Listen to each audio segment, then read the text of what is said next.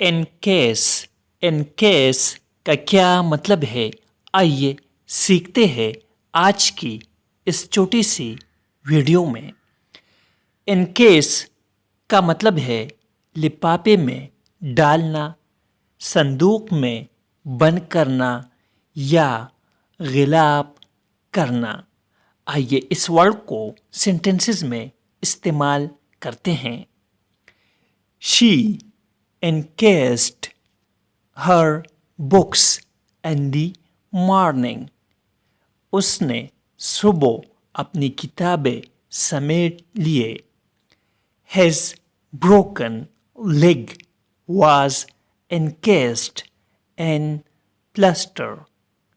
उसकी टूटी हुई टांग प्लास्टर में बंद थी। Leg means tongue.